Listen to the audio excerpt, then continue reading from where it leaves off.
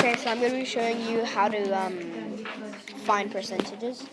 So what you want to do is you want to count how many there are. So 1, 2, 3, 4, 5, 6, 7, 8, 9, 10.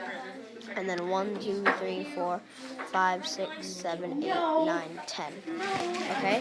So that means it's a hundreds chart. So what you want to do now is count how many boxes are here.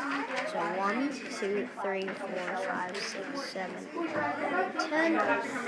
And then count how many boxes are here. So 1, 2. So that means it would be, there's 12 boxes out of 100. So here's the fraction. 12 out of 100. So then the percentage would be 12%. So I hope you enjoy this video. Goodbye.